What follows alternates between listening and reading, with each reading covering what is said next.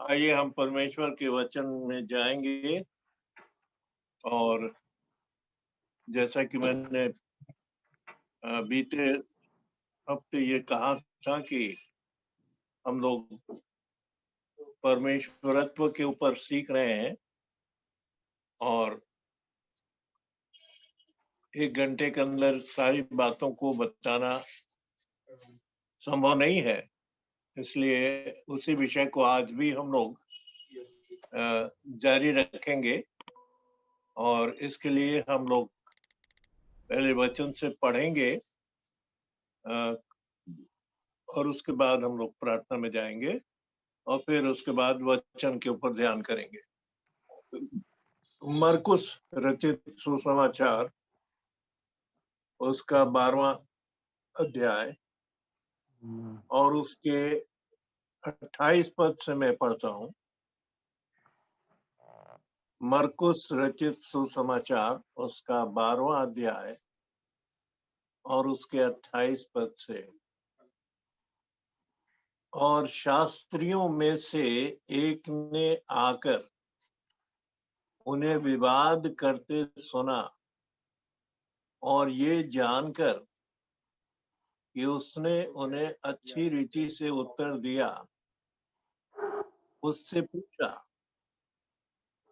सबसे मुख्य आज्ञा कौन सी है? यीशु ने उससे उत्तर दिया, सब आज्ञाओं में से ये मुख्य है, हे इस्राएल सुन, प्रभु हमारा परमेश्वर एक ही प्रभु है और तू प्रभु अपने परमेश्वर से अपने सारे मन से और अपने सारे प्राण से और अपनी सारी बुद्धि से और अपनी सारी शक्ति से प्रेम रखना।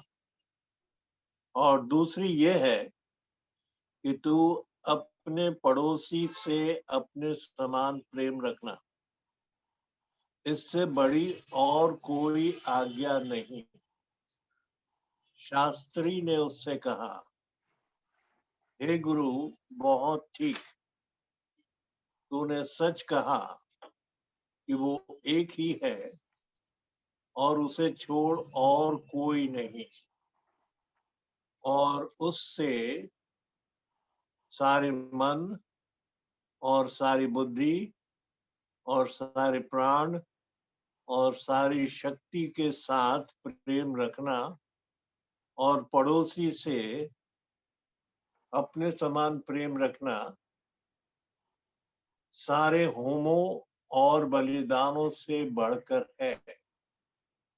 जब यीशु ने देखा कि उसने समझ से उत्तर दिया तो उससे कहा, तू परमेश्वर के राज्य से दूर नहीं। और किसी को फिर उससे कुछ पूछने का साहस न हुआ। प्रभु अपने वचन के पढ़े जाने पर आशीष दे। आइए हम लोग प्रार्थना करें। स्वर्गीय पिता परमेश्वर, धन्यवाद के साथ अपने सिरों को हम तेरे सन्मुख झुकाते हैं, इस विश्वास के साथ कि तू हमारे बीच में उपस्थित है, क्योंकि तूने कहा जहां कहीं 2 या 3 मेरे नाम से उपस्थित हैं, मैं भी उनके बीच में हूँ। और प्रभु, जब तू हमारे बीच में है तो अंधकार की सारी शक्तियां हमसे दूर चली जाएंगी, क्योंकि अंधकार की शक्तियों के लिए कोई स्थान नहीं है। क्योंकि जहां प्रभु है वहां प्रकाश है, वहां ज्ञान की बातें हैं, वहां उन बातों का भेद है जो सचमुच में उसके बालकों के लिए आवश्यक है। प्यारे पिता परमेश्वर, हम जानते हैं कि तूने कहा कि धन्य है वे जो धर्म के भूखे और प्यासे हैं, क्योंकि वे तृप्त किए जाएंगे। और आज प्रभु हम भूखे और प्यासे हैं, और तेरे वचन की रोटी को खाना चाहते हैं, क्योंकि तूने कहा कि जीवन की रोटी मैं हूं, जो कोई इस रोटी को खाएगा वो कभी भूखा ना होगा। प्यारे प्रभु, हमारी प्रार्थना है कि तू अपने वचन के द्वारा इस रोटी को तोड़कर अपने इस नाचीज सेवक के द्वारा से अपने बच्चों को खिला, जिससे कि वे उन बातों को जाने जो आज उन्हें जानना जरूरी है, क्योंकि संसार में हमें बहुत संभल कर चलना है, क्योंकि हम टेढ़े और हठीले लोगों के बीच में रहते हैं जो अंधकार की संतान है। परंतु प्रभु, तूने हमको ज्योति में बुलाया, हम ज्योति की संतान है, और इसलिए प्रभु हमारा चाल चलन, हमारी बातें और हमारा स्वभाव मसीह यीशु के समान होना चाहिए। और इसलिए प्रभु हम तेरे वचन का सहारा लेते हैं, तेरे वचन के द्वारा से सीखना चाहते हैं कि हम कैसी चाल चलें जिससे तू प्रसन्न हो, क्योंकि प्रभु यीशु मसीह हमेशा वही करता था जो अपने पिता को करते देखता था, और जो कुछ उससे सुनता था वही सबको बताता था। और आज भी वही प्रभु यीशु मसीह हमारे साथ है, और इसलिए प्यारे पिता, हम आशा करते हैं कि तू अपने वचन के द्वारा हमारे कानों को सुनने का वचन देगा, कि हम सुनकर उससे लाभ उठा सकें, और हमारी आंखों को खोलेगा कि हम तेरे वचन की गहराई को देख सकें। हम जितने भी जुड़े हुए हैं प्रभु इस इलेक्ट्रॉनिक मीडिया के द्वारा से, हम उन सबों के लिए प्रार्थना करते हैं। प्रभु, तो उनके मन के विचारों को शुद्ध कर, जिससे कि तेरे वचन का बीज उनके मनों में बोया जाए और वे 30 गुना, 60 गुना और 100 गुना फल लाए। उनके द्वारा से तेरे नाम की महिमा और बढ़ाई हो। प्रभु यीशु के प्रिय और मीठे नाम से होकर मांगते हैं, आमीन।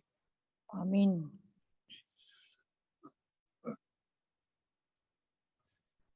जैसा मैंने पिछले शनिवार को कहा था कि ये विषय जिससे हम इंग्लिश में तो ट्रिनिटी कहते हैं, और ये विषय है गॉड हेड का, लेकिन ट्रिनिटी के नाम से समाज में जाना जाता है। मसीही समाज उसे ट्रिनिटी करके मानता है, और ट्रिनिटी हम जानते हैं कि त्रिएकता को बताता है, यानी कि त्रिएक परमेश्वर, ये उनकी परिभाषा में पाया जाता है, लेकिन ये बाइबल के अनुसार नहीं है, और ये गलत शिक्षा है। और हमें आज उन बातों को जानना चाहिए जो कि परमेश्वर ने अपने प्रेम रखने वालों के लिए रखी हैं। जैसा कि हम जानते हैं कि प्रभु ने हमारे लिए बहुत बातों को छिपा रखा है, जो केवल बालकों के लिए है, लेकिन दुनिया के लिए नहीं है। हम प्रभु के बालक हैं, और प्रभु यीशु मसीह कहते हैं मत्ती के 11 अध्याय में, मत्ती के 11 अध्याय में और उसके 25 पद से, मत्ती का 11 अध्याय और उसके 25 पद से इस प्रकार लिखा हुआ है उसी समय यीशु ने कहा, हे पिता स्वर्ग और पृथ्वी के प्रभु, मैं तेरा धन्यवाद करता हूँ कि तूने इन बातों को ज्ञानियों और समझदारों से छिपा रखा और बालकों पर प्रकट किया है। हाँ हे पिता, क्योंकि तुझे यही अच्छा लगा। मेरे पिता ने सब कुछ मुझे सौंपा है और कोई पुत्र को नहीं जानता, केवल पिता, और कोई पिता को नहीं जानता, केवल पुत्र, और वह व्यक्ति जिस पर पुत्र पिता को प्रकट करना चाहे। मैंने दो शब्दों को यहाँ जोड़ा है जिससे कि सुनने वालों को आसान हो जाए कि प्रभु यीशु मसीह क्या कह रहे हैं। हे सब परिश्रम करने वालों और बोझ से दबे हुए लोगों, मेरे पास आओ, मैं तुम्हें विश्राम दूंगा। मेरा जुआ अपने ऊपर उठा लो और मुझसे सीखो, क्योंकि मैं नम्र और मन में दीन हूँ, और तुम अपने मन में विश्राम पाओगे, क्योंकि मेरा जुआ सहज और मेरा बोझ हल्का है। प्रभु यीशु मसीह कहता है, कोई पिता को नहीं जानता, केवल पुत्र, और कोई पुत्र को नहीं जानता, केवल पिता, और वो जिसे पुत्र प्रकट करे, अर्थात जिसके ऊपर पिता को प्रकट किया जाएगा, वही पिता को समझ सकता है। तो आज हमारे सामने परमेश्वरत्व को समझने के लिए दो तरीके हैं। एक तरीका जो है वो मनुष्य की बुद्धि के आधार पर जो प्रचलित है और लोग मानते हैं, डिनोमिनेशन के लोग, उसको ट्रिनिटी कहा जाता है, त्रिएक परमेश्वर, जिसकी परिभाषा के अनुसार ये 3 पर्सन उसमें माना गया है। गॉड इन 3 पर्सन्स, ब्लेसेड ट्रिनिटी, ऐसा एक गीत है, Holi Holi Holi Lord God almighty. ये गीत गाया जाता है जिसमें एक वर्ष ये भी आती है कि गॉड इन 3 पर्सन्स, ब्लेसेड ट्रिनिटी। लेकिन ऐसा नहीं है। गॉड इज वन, परमेश्वर जो है वो एक है। और जैसा हम लोगों ने मरकुस के 12 अध्याय में पढ़ा कि यीशु मसीह से सवाल पूछा गया कि मुख्य आज्ञा क्या है, और उसने वही बताया जो कि मूसा को बताया गया था व्यवस्था विवरण की पुस्तक में, उसके 4 अध्याय के 6 पद को। हे इस्राएल सुन,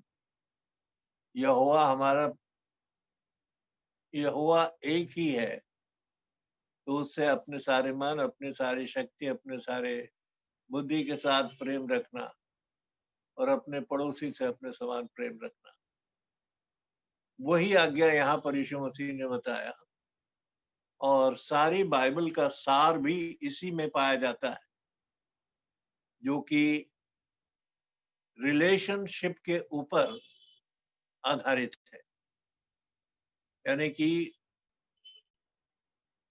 बाइबल में रिलेशनशिप यानी हमारा परमेश्वर के साथ संबंध, इसी को फिर से जोड़ने की जो प्रक्रिया है, जो प्लान है, जो साधन है, जो परमेश्वर की योजना है, उसी को रेस्टोरेशन कहते हैं।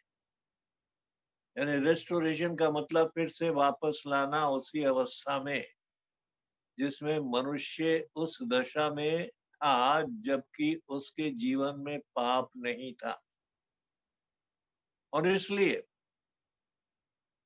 ये 66 पुस्तकों का सार यही है कि परमेश्वर की योजना के अनुसार उसने इस कार्य को प्रभु यीशु मसीह में पूरा कर दिया और उसने अपने लिए एक योग्य प्रजा तैयार की है जो कि उसके वचन के अनुसार चलने की इच्छा रखती है और प्रभु यीशु मसीह को प्रसन्न करने की चेष्टा करती है कि हम उसके वचन के अनुसार चलें, क्योंकि प्रभु यीशु मसीह ने कहा यूहन्ना के 14 अध्याय में उसके 15 पद में, यदि तुम मुझसे प्रेम रखते हो तो मेरी आज्ञाओं को मानोगे।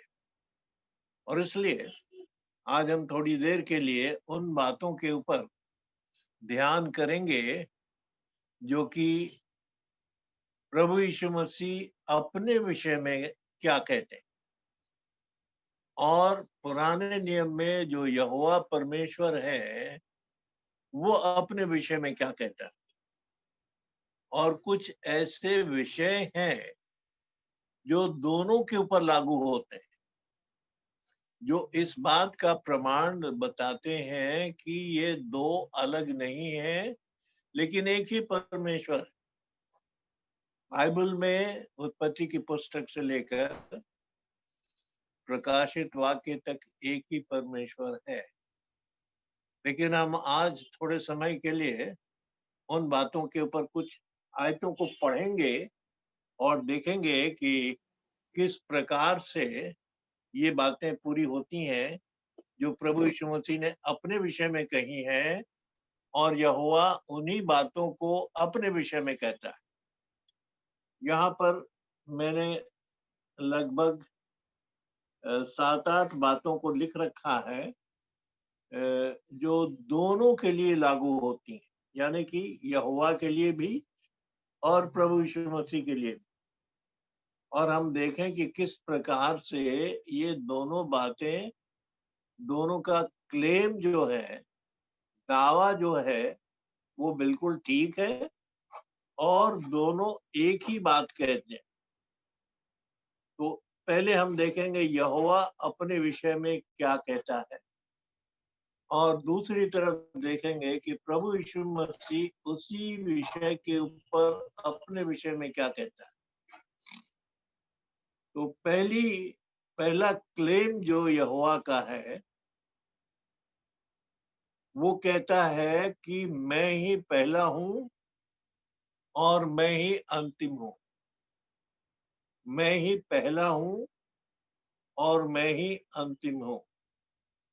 इसके लिए अगर हम पढ़ें तो यशायाह नबी की पुस्तक उसके 41 अध्याय के 4 पद को देखेंगे।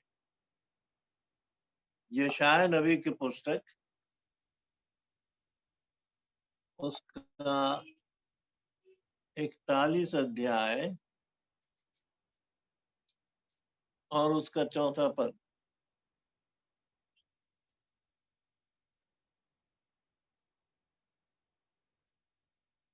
यशायाह नबी की पुस्तक उसका 41वां अध्याय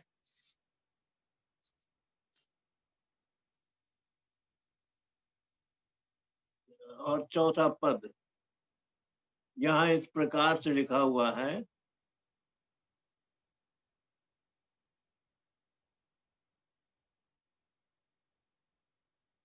किसने ये काम किया है और आदि से पीढ़ियों को बुलाता आया है।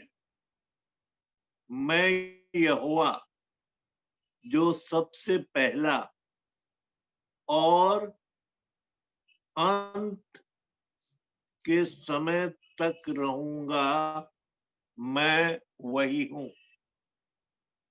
यहोवा यहाँ दावा करता है कि मैं ही पहला हूं और अंतिम हूं। और उसके बाद फिर एक और आयत हम लोग देखेंगे जो कि यशाया के 43 अध्याय में है, उसके 10 और 11 पद में है। यशाया का 43वां अध्याय, उसके 10 और 11 पद को हम पढ़ेंगे।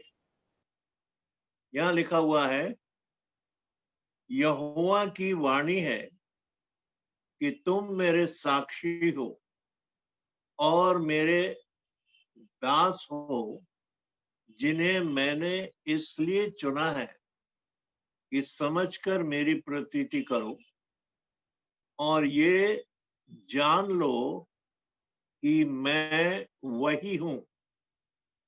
मुझसे पहले कोई ईश्वर न हुआ और न मेरे बाद भी कोई होगा। मैं ही यहोवा हूं और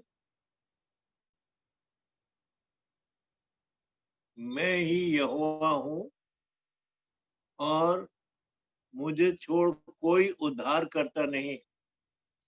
मैं ही ने समाचार दिया और उद्धार किया और वर्णन भी किया जब तुम्हारे बीच में कोई पराया देवता न था।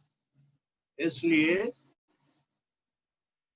तुम ही मेरे साक्षी हो। यहोवा की यही वाणी है। तो यहोवा ये कहता है कि मैं ही पहला हूं और मैं ही अंतिम हूं। मेरे पास कई एक आयतें लिखी हैं, लेकिन हम उनको छोड़ देंगे क्योंकि समय बहुत इसमें लग जाएगा। लेकिन हम देखें यीशु मसीह अपने विषय में क्या कहता है। विषय वही है। यहोवा भी अपने आप को कहता है पहला और अंतिम, और यीशु मसीह भी कहता है कि मैं ही पहला हूं और अंतिम हूं। और ये इस बात का प्रमाण है कि यहोवा और यीशु मसीह दो नहीं है, लेकिन एक ही व्यक्ति है। हम प्रकाशित वाक्य की पुस्तक में जाएंगे और प्रकाशित वाक्य की पुस्तक के पहले अध्याय को देखेंगे। यहाँ रखने के लिए मुश्किल हो रहा है, स्टूल यहाँ रख दो।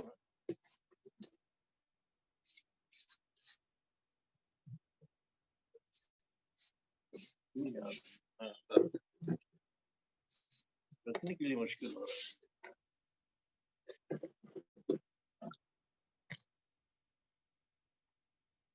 यीशु मसीह कहता है प्रकाशित वाक्य की पुस्तक, उसका पहला अध्याय और उसके 17 पद को देखेंगे। प्रकाशित वाक्य का पहला अध्याय और उसके 17 पद को देखें।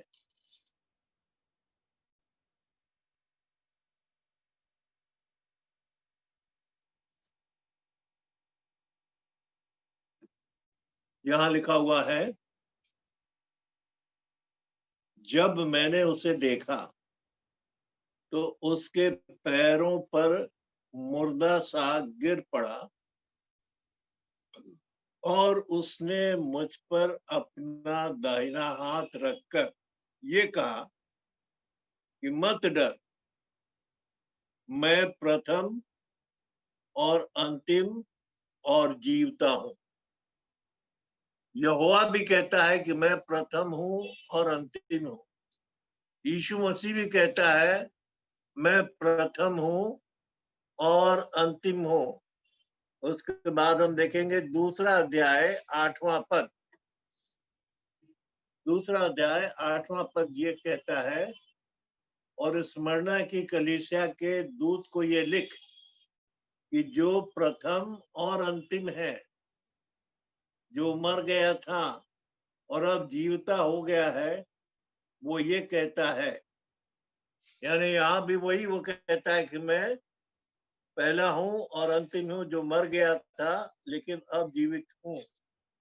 और उसके बाद हम देखेंगे 22वां अध्याय और 13 पद, नीति वचन का ये प्रकाशित वाक्य का 22वां अध्याय, सबसे अंतिम अध्याय जो है 22 और उसके 13 पद को देखें।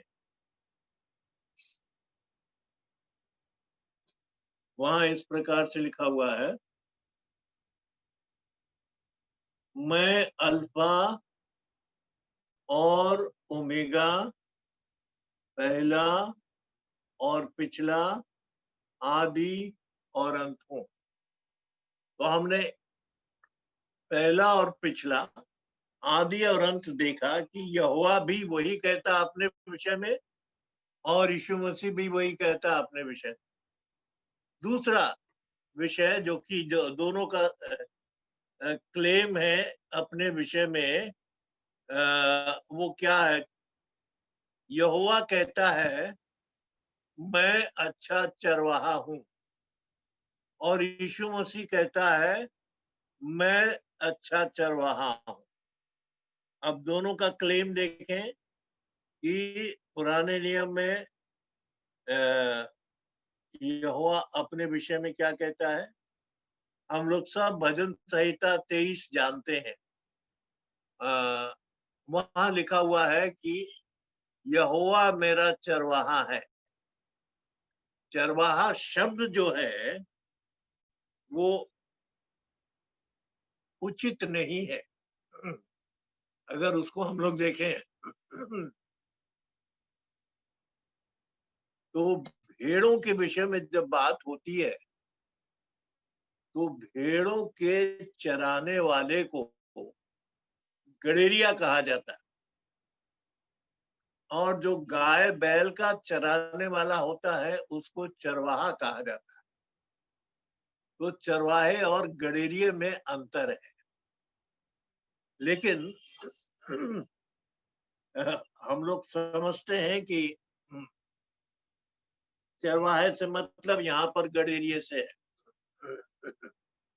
तो यीशु मसीह जो है भेड़ों का चराने वाला है। और हम देखेंगे कि यहोवा इसके विषय में अपने लिए क्या कहता है। भजन संहिता 23 हमने देख लिया कि वो कहता है कि सच्चा गडेरिया यहोवा मेरा चरवाहा है, यानी यहोवा मेरा गडेरिया है, क्योंकि विश्वासी जो है एक भेड़ के समान है। फिर भजन संहिता का 100 और उसके तीसरे पद को देखेंगे। भजन संहिता 100 उसका तीसरा पद। भजन संहिता 100 तीसरा पद।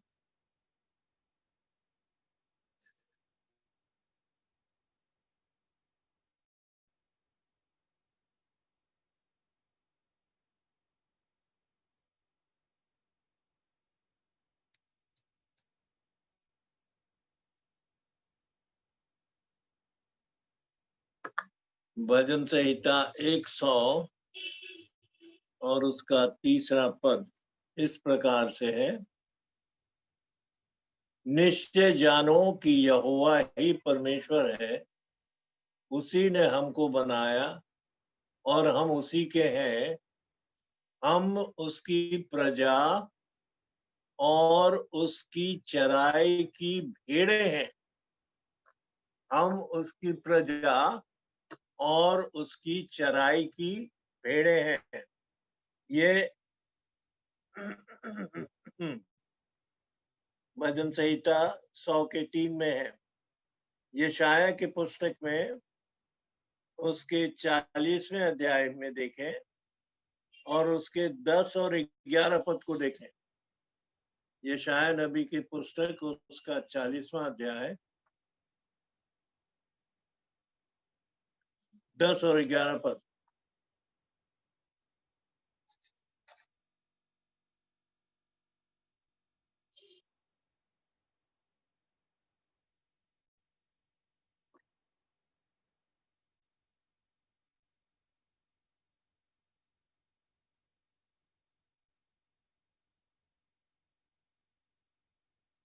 देखो, प्रभु यहोवा सामर्थ दिखाता हुआ आ रहा है।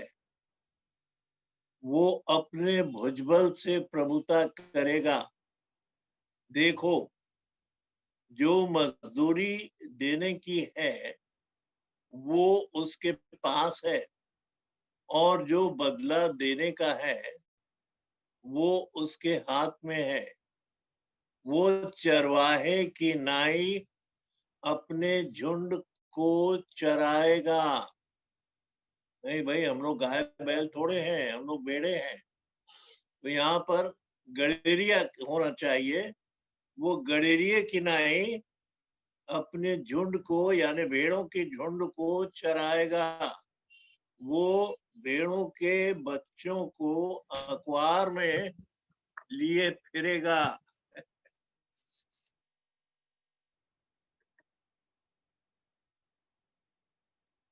और दूध देने पिलाने वालियों को और धीरे धीरे चलाएगा।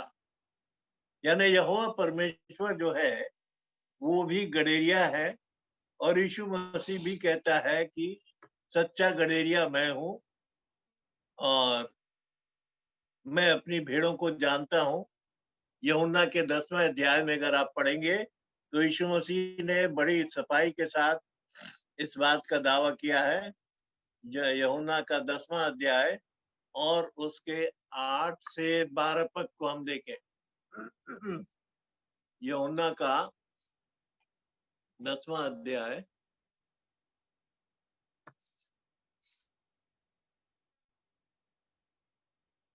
यूहन्ना का 10वां अध्याय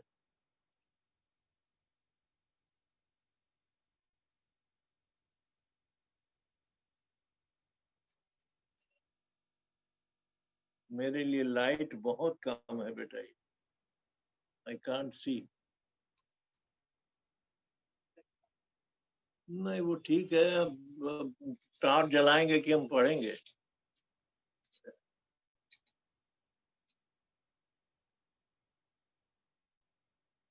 तो रहने दो, उतना हम पढ़ लेंगे, उतना हम पढ़, जलाने की दरकार नहीं। लेकिन बड़ा फेंट दिखाई दे रहा ना। I am not able to see properly. पुराना वाला ग्लास, अरे पुराना वो सब नया एक ही है बाप।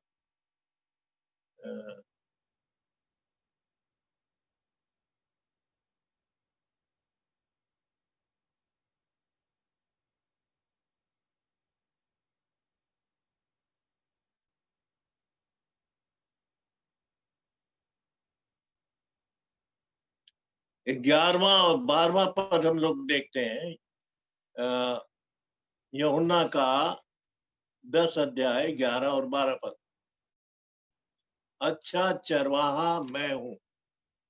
अच्छा चरवाहा भेड़ों के लिए अपना प्राण देता है। मजदूर जो न चरवाहा है और न भेड़ों का मालिक है, भेड़िए को आते हुए देख भेड़ों को छोड़कर भाग जाता है, और भेड़िया उन्हें पकड़ता और तितर बितर करता है। यीशु मसीह भी कहता है कि मैं सच्चा गड़ेरिया हूँ, और यहोवा भी कहता है मैं सच्चा गड़ेरिया हूँ। इसका मतलब यह है कि दोनों अलग नहीं है, लेकिन दोनों एक ही परमेश्वर है, जो पुराने नियम में यहोवा के नाम से जाना जाता है, नए नियम में प्रभु यीशु मसीह के रूप में प्रकट हुआ। तीसरा है मैं हूं।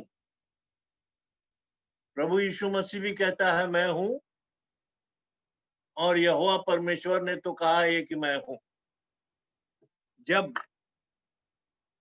मूसा ने जलती हुई झाड़ी में यहोवा परमेश्वर से पूछा कि जब लोग मुझसे पूछेंगे कि जिस परमेश्वर ने तुम्हें भेजा है उसका नाम क्या है, तो मैं क्या उत्तर दूंगा? तो परमेश्वर ने जलती हुई झाड़ी में से कहा, जा उनसे कह देना कि मैं जो हूं ने मुझे भेजा। मैं जो हूं सो हूं। इसलिए उसने मुझे भेजा। तो यहोवा अपने विषय में कहता है कि मैं हूँ। ये निर्गमन की पुस्तक उसका 3रा अध्याय 13 और 14 पद में मिलता है। और यशाया के 43 अध्याय के 10, 11 और 25 पद में भी मिलता है। 41 अध्याय के 4 पद में भी मिलता है। हम लोग यशाया के 41 अध्याय के 4 पद को देखेंगे। यशाया नबी की पुस्तक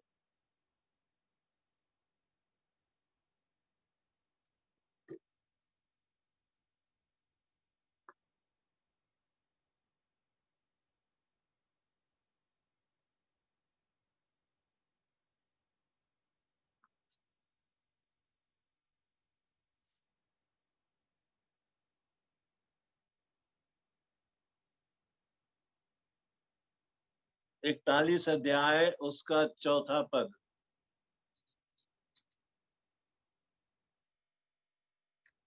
यहाँ इस प्रकार से लिखा हुआ है, किसने ये काम किया है और आदि से पीढ़ियों को बुलाता आया है।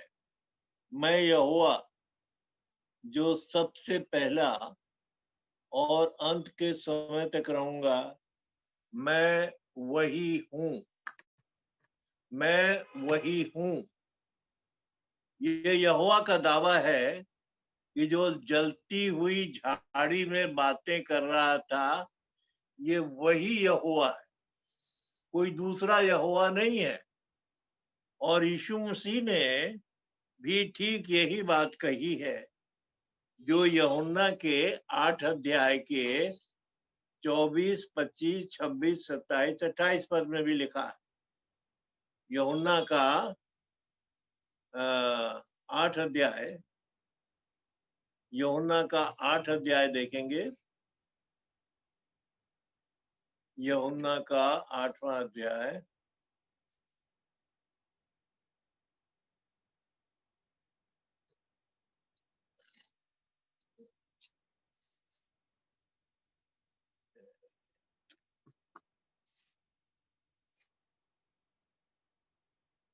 यूहन्ना का 8वां अध्याय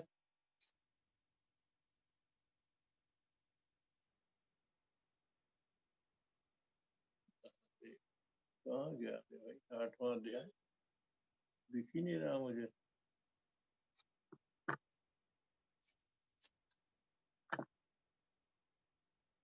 हाँ, यूहन्ना का 8वां अध्याय उसका 24 पद से देखते हैं। 24 पद से।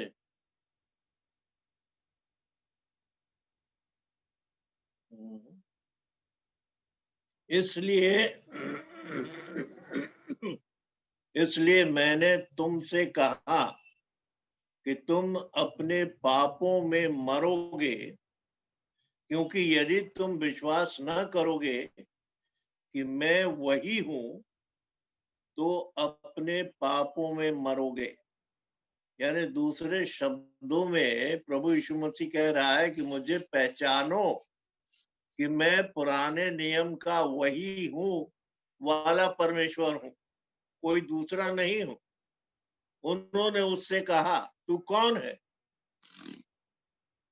यीशु ने उनसे कहा, वही हूं जो आरंभ से तुमसे कहता आया हूं।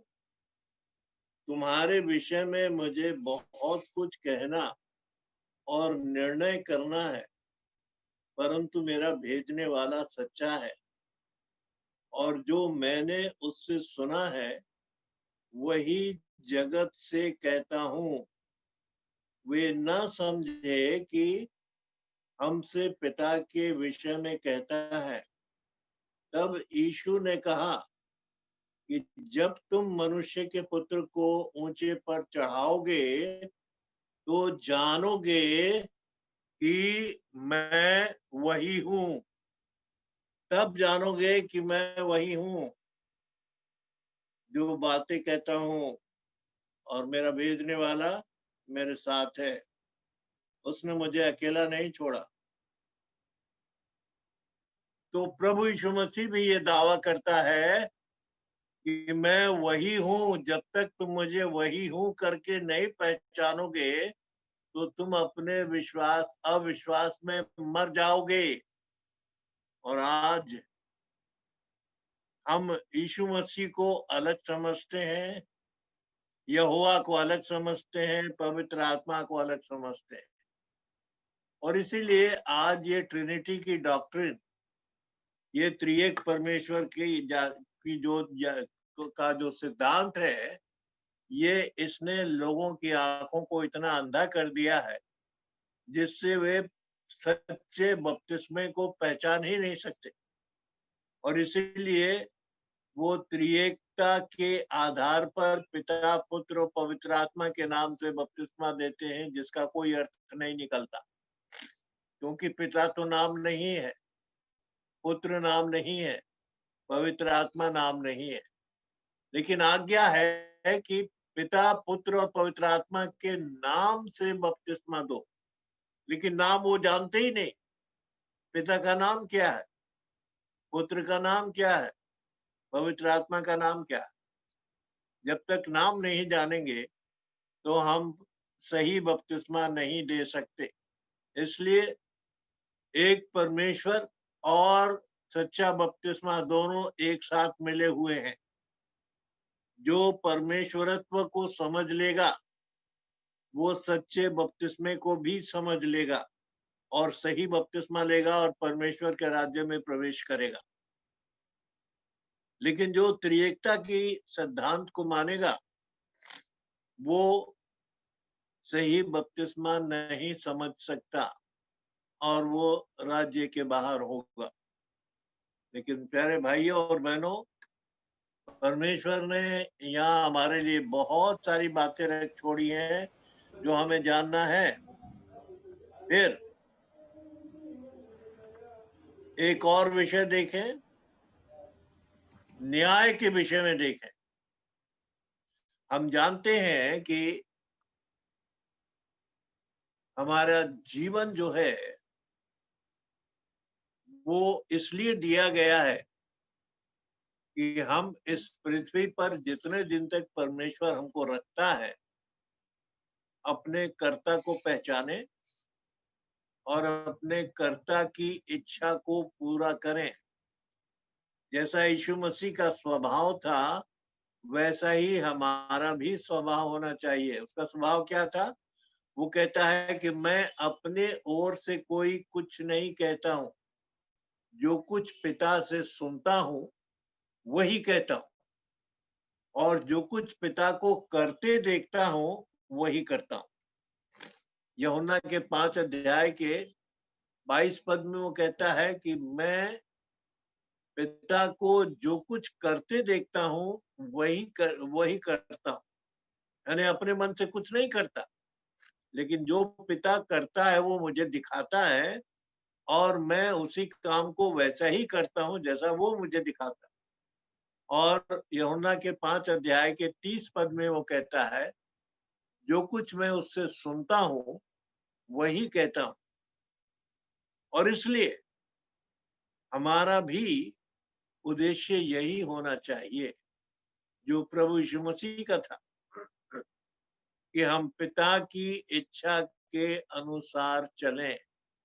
और पिता की इच्छा ये है कि हम बहुत सा फल लाएं, और बहुत सा फल लाने के लिए हमारे अंदर पवित्र आत्मा होना चाहिए, और पवित्र आत्मा पाने के लिए हमको यीशु मसीह के नाम से बपतिस्मा लेना है। और जब तक हम यीशु मसीह के नाम से बपतिस्मा नहीं लेते, जो सच्चा बपतिस्मा है और एक ही बपतिस्मा है बाइबल में, तब तक हमें पवित्र आत्मा नहीं मिलता। क्योंकि पवित्र आत्मा पाने का एक ही उपाय है, मन फिराओ और तुम में से हर एक अपने अपने पापों के मोचन के लिए यीशु मसीह के नाम से बपतिस्मा ले, तो तुमको पवित्र आत्मा दान में दिया जाएगा परमेश्वर पिता के द्वारा। वो आपको पवित्र आत्मा से परिपूर्ण करेगा और तब पवित्र आत्मा आपके जीवन को चलाएगा। पवित्र आत्मा आपके जीवन में वास करेगा। पवित्र आत्मा आपके जीवन को डोमिनेट करेगा, रूल करेगा और आपको गलत मार्ग में जाने से बचाएगा और परमेश्वर की इच्छा के अनुसार चलाएगा। और यही हमारे मसीही जीवन का उद्देश्य है कि हमारे जीवन से परमेश्वर प्रसन्न हो। बहुत सारी बातें यहाँ मैंने लिख रखी हैं, लेकिन इतना हम लोग नहीं देख पाएंगे। न्याय के विषय में हम लोग देखें,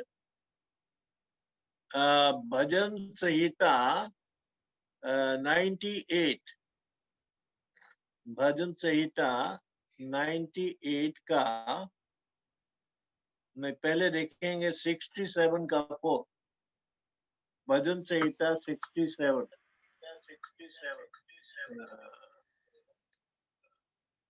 भजन संहिता 67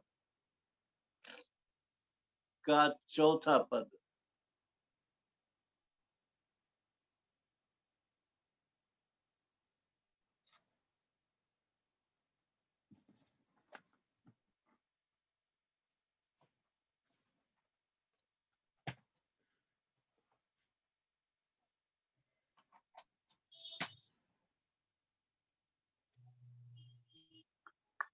भजन संहिता 67 का 4 वहां इस प्रकार से लिखा है, राज्य राज्य के लोग आनंद करें और जय जयकार करें, क्योंकि तू देश देश के लोगों का न्याय धर्म से करेगा। यहाँ ट्रांसलेशन धर्म लिखा, लेकिन धर्म नहीं है, यहाँ धार्मिकता होना चाहिए। क्योंकि तू देश देश के लोगों का न्याय धार्मिकता से करेगा। इंग्लिश की बाइबल में अगर किंग जेम्स वर्जन की बाइबल किसी के पास हो तो उसमें आप देख सकते हैं वहां राइचसनेस लिखा है, और राइचसनेस का हिंदी ट्रांसलेशन होगा धार्मिकता, धर्म नहीं। क्योंकि धर्म किसको कहते हैं इसकी परिभाषा हमको जानना पड़ेगी, और इसके अलग अलग परिभाषाएं हैं। धर्म उसी को कहते हैं जो मनुष्य की बुद्धि के अनुसार ठीक मालूम होता है, वो धर्म कहलाता है। मनुष्य की बुद्धि के अनुसार जो उसको ठीक मालूम होता है कि वो परमेश्वर की सेवा कर रहा है, जैसा वो उचित समझता है, उसी को धर्म कहा जाता है। लेकिन ऐसा नहीं है, हमें धार्मिकता को महत्व देना है, क्योंकि धार्मिकता एक ही है और वो धार्मिकता केवल प्रभु यीशु मसीह में पाई जाती है, जो और किसी के अंदर नहीं पाई जाती है। तो जगत का न्याय जो होगा वो धार्मिकता से होगा, धर्म से नहीं होगा। धार्मिकता और धर्म में बहुत अंतर है, और इसलिए हमने देखा कि भजन संहिता 67 के 4 में यहोवा परमेश्वर जो है वो जगत का न्याय करेगा। फिर एक और आयत देखेंगे 98 का 8 और 9। भजन संहिता 98,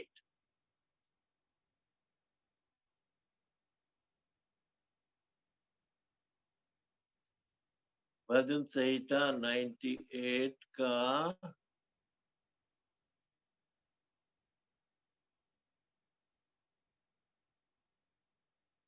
8 और 9। नदियां ताली बजाएं, पहाड़ मिलकर जय जयकार करें, यह यहोवा के सामने हो।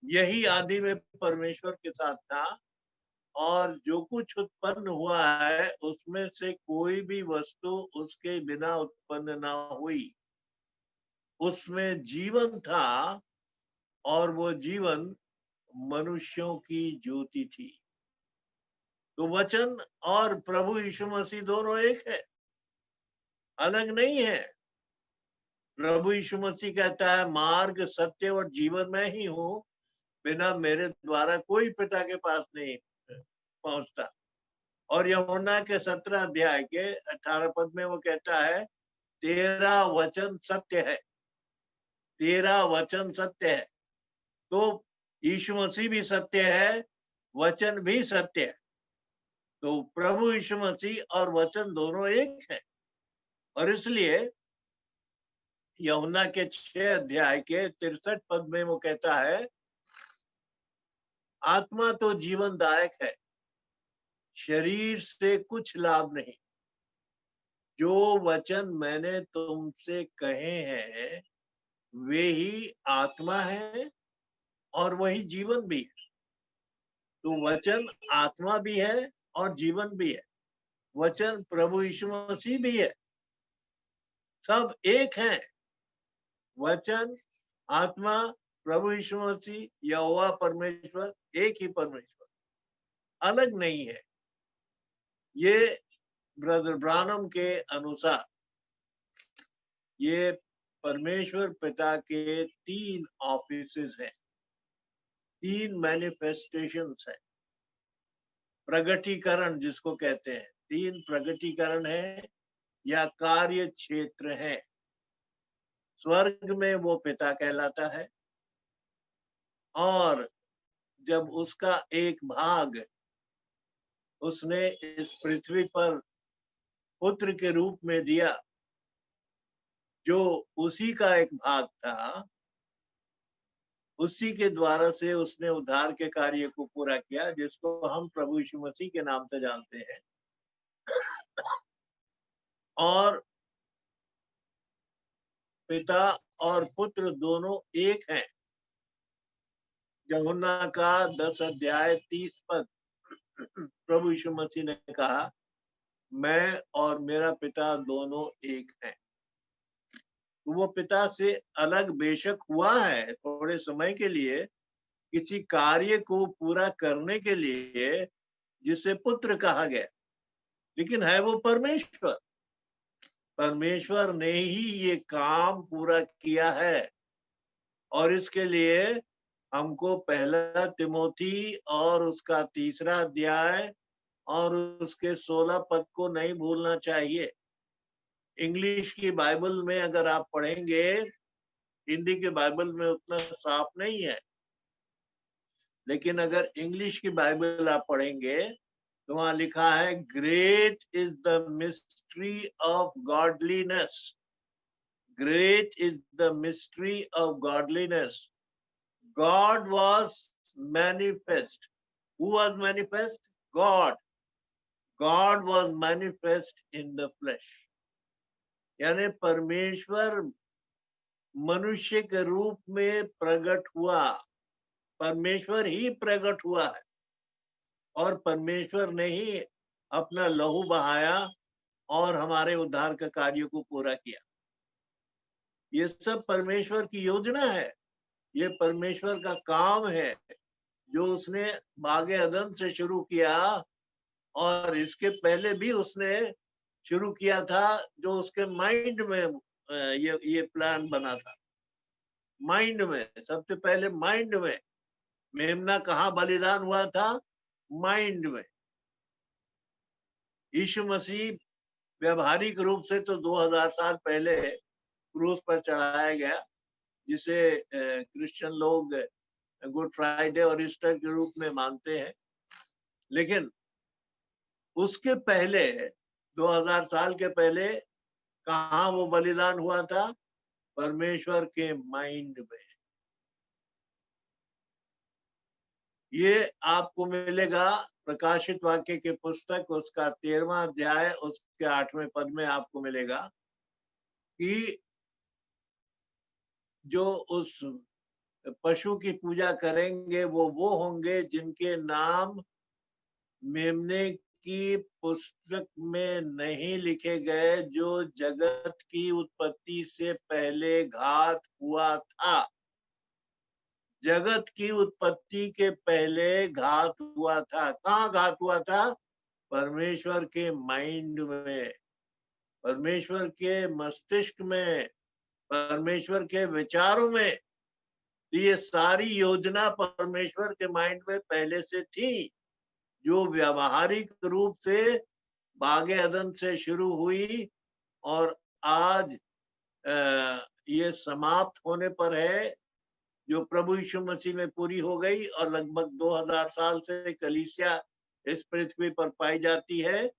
और अब हम 7वीं कलीसिया के युग में आज पहुंचे हैं, जो उसके अंतिम चरण में आ गए हैं और प्रभु यीशु मसीह का आना अब बाकी है। और जब प्रभु यीशु मसीह आएगा तो अपने दुल्हन को यहाँ से उठा ले जाएगा।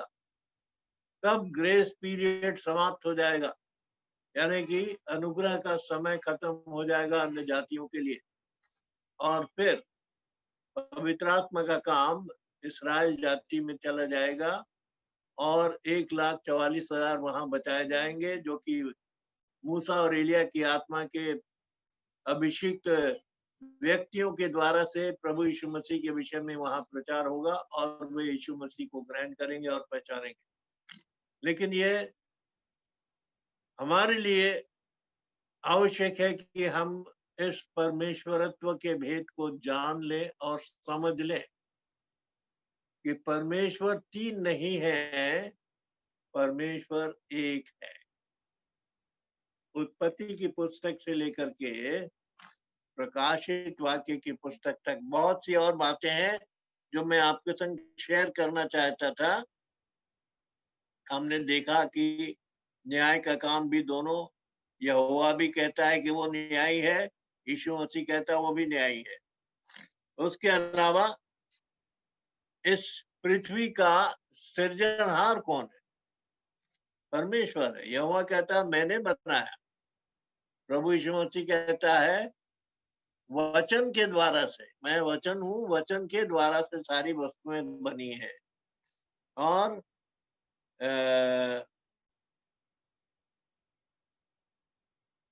यीशु मसीह अपने आप को चट्टान बताता है। यहोवा परमेश्वर भी चट्टान है और प्रभु यीशु मसीह भी चट्टान है। हम देखेंगे भजन संहिता 18, भजन संहिता 18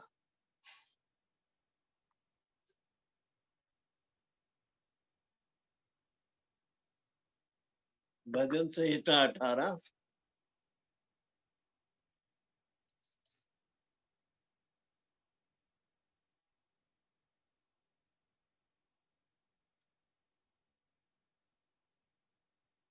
और उसके वर्ष 31 को पढ़ेंगे,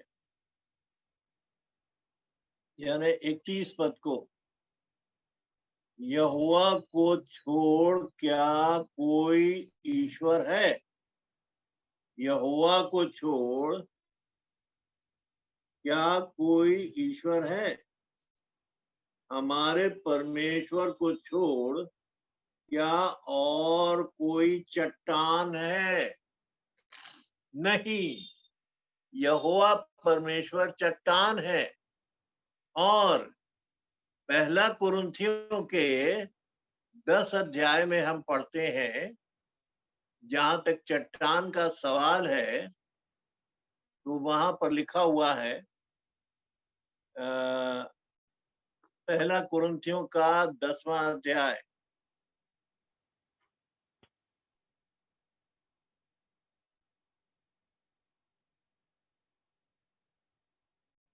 पहला कुरिन्थियों का 10वां अध्याय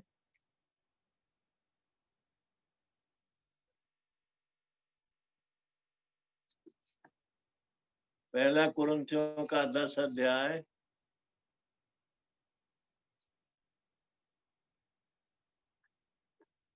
और उसका 5वां पद,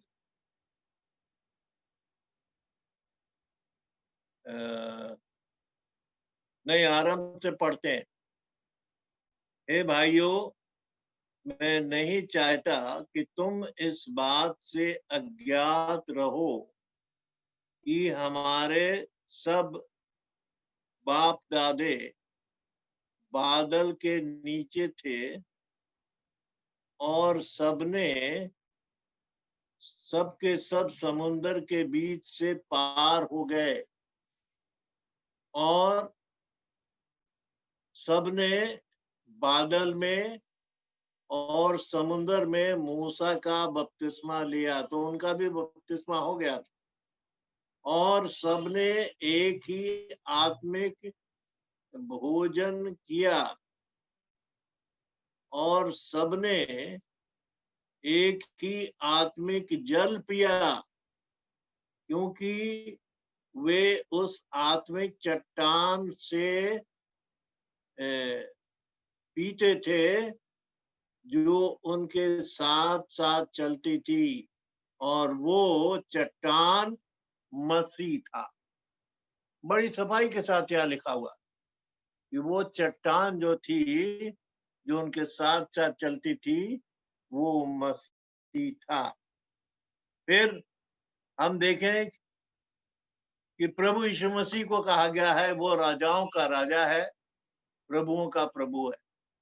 और ठीक वही चीज यहोवा परमेश्वर के लिए भी है कि वो राजाओं का राजा है, प्रभुओं का प्रभु है, और हमारा छुड़ाने वाला, हमारा बचाने वाला प्रभु यीशु मसीह है।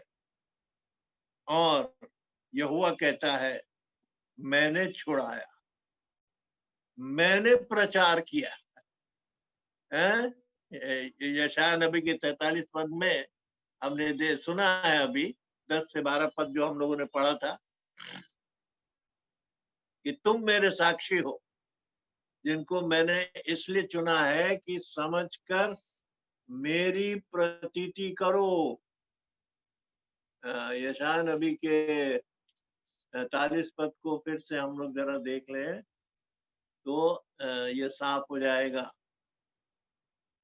यशायाह नबी की पुस्तक उसका 43 तो उसके 10 पद से, यहोवा की वाणी है कि तुम मेरे साक्षी हो और मेरे दास हो, जिन्हें मैंने इसलिए चुना है कि समझकर मेरी प्रतीति करो। और आज जो कुछ भी मसीही समाज में हो रहा है वो समझ के साथ नहीं हो रहा है, लेकिन परमेश्वर कहता है कि समझकर मेरी प्रतीति करो और ये जान लो कि मैं वही हूं, मुझसे पहले कोई ईश्वर न हुआ और न मेरे बाद भी कोई होगा।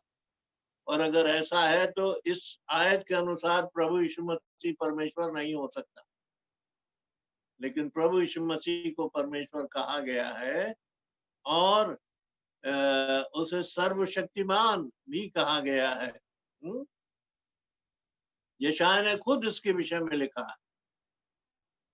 और यशायाह की पुस्तक के में जब हम पढ़ते हैं, यशायाह नबी की पुस्तक 9:6 में,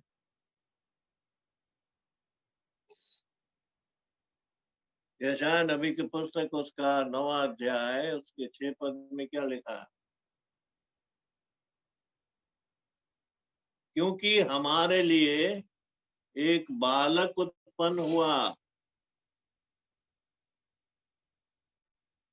हमें एक पुत्र दिया गया है और प्रभुता उसके कांधे पर होगी और उसका नाम अद्भुत, युक्ति करने वाला, पराक्रमी परमेश्वर। क्या लिखा है? पराक्रमी परमेश्वर, अनंत काल का पिता और शांति का राजकुमार रखा जाएगा। ये प्रभु यीशु मसीह के लिए है। ये भविष्यवाणी प्रभु यीशु मसीह के लिए है। वो अनंत काल का पिता है, माइटी गॉड है। और प्रकाशित वाक्य की पुस्तक में मेरे पास बहुत सी और आयतें हैं, लेकिन मैं उनको छोड़ दूंगा अभी। लेकिन केवल प्रकाशित वाक्य का 1 अध्याय का 8वां पद आपके सामने पढ़ना चाहता हूं। प्रकाशित वाक्य का 1 अध्याय का 8वां पद, वहां इस प्रकार से लिखा हुआ है, और प्रभु परमेश्वर जो है और जो था और जो आने वाला है, जो सर्वशक्तिमान है। यहां देखिए, सर्वशक्तिमान लिखा हुआ है, ऑल माइटी गॉड। वो ये कहता है कि मैं ही अल्फा और ओमेगा हूं। ये प्रभु यीशु मसीह जो है, वो सर्वशक्तिमान प्रभु यीशु मसीह के बारे में लिखा है। और सर्वशक्तिमान एक ही है, और वो है यहोवा परमेश्वर। और इसलिए पुराने नियम में और नए नियम में जो परमेश्वर की तस्वीर दी गई है, वो दोनों एक ही है, एक व्यावहारिक है और एक आत्मिक। ब्रदर ब्रानम ने हमको बड़े अच्छे से समझाया और सिखाया है कि इस्राएल जाति जो है, वो कलीसिया की एक तस्वीर है। और उसके जीवन में जो कुछ घटनाएं घटी हैं, ठीक वैसे ही नए नियम में प्रभु की देह के साथ भी होना है। हमारा भी सफर उनके ही समान है। जैसा कि वो मिस्र से निकाले गए थे फिजिकल तरीके से, वैसे हम पाप के बंधन से छुड़ाए गए, जो हमारे लिए मिस्र था। और हमको कनान देश में पहुंचना है, जैसे उनको कनान देश में पहुंचाया गया, जो परमेश्वर ने प्रतिज्ञा की थी, जहां दूध और मधु की धाराएं बहती हैं। उसी प्रकार से हमें भी कनान देश में पहुंचना है। और ब्रदर ब्रानम ने बताया है कि हमारा कनान देश क्या है? पवित्र आत्मा का बपतिस्मा। और जब हमें पवित्र आत्मा का बपतिस्मा मिल जाता है, तो हम कनान देश में पहुंच जाते हैं। और कनान देश में पहुंचने पर परमेश्वर की आशीष हमको मिलती रहती है। वो जहाँ दूध और मधु की धाराएं बहती हैं, और मिथरा हुआ भोजन मिलता है, हमें किसी बात की कमी और घटी नहीं होती। वो हमारी सब लालसाओं को पूरा करता है, क्योंकि हम उसके बेटे और उसकी बेटियां बन जाते हैं। और इसलिए मैं समझता हूं कि आप लोगों ने समझ लिया होगा कि परमेश्वरत्व के विषय में जो बातें कही गई है पुराने नियम में और नए नियम में, दोनों एक ही परमेश्वर के विषय में बताती हैं। और पवित्र आत्मा के विषय में हम लोग अगले शनिवार को सीखेंगे, क्योंकि पवित्र आत्मा अलग नहीं है। पिता, पुत्र और पवित्र आत्मा को मिला करके परमेश्वरत्व की शिक्षा हमको सीखनी है। तो अभी हमने देखा यहोवा और प्रभु यीशु मसीह के बारे में कि दोनों एक ही हैं। और अगले शनिवार को हम लोग सीखेंगे कि पवित्र आत्मा क्या है और उसका प्रभाव हमारे जीवन पर क्या है। आइए हम लोग प्रार्थना में अपने सिरों को झुकाएंगे और हम इस सभा को यहीं समाप्त करते हैं। और प्रार्थना के बाद भाई अर्पण को मैं सौंप देता हूं कि वो इस सभा को अंत करेंगे। आइए हम प्रार्थना करें। स्वर्गीय पिता, हम तेरा धन्यवाद करते हैं कि तूने हमको ये शिक्षा दी है, जो तेरे वचन के अनुरूप है, तेरे वचन के अनुसार है। होने दे कि इसके द्वारा से सुनने वालों को लाभ हो, और वे तेरे वचन को और गहराई के साथ देख सकें और समझ सकें। उनको समझने की बुद्धि दे, देखने की आंखें दे, सुनने के कान दे, कि वो तेरी आवाज को सुने और तेरे पीछे चलने वाले हों। प्रभु यीशु, हम तमाम भाई बहनों को तेरे हाथों में सौंपते हैं, उनका रक्षक और मददगार हो, और जब तक हम फिर न मिले, हम सबों को अपने पवित्र इच्छा के मध्य में बने रहने की आशीष दे। प्रभु यीशु के प्रिय और मीठे नाम से होकर मांगते हैं, आमीन, आमीन।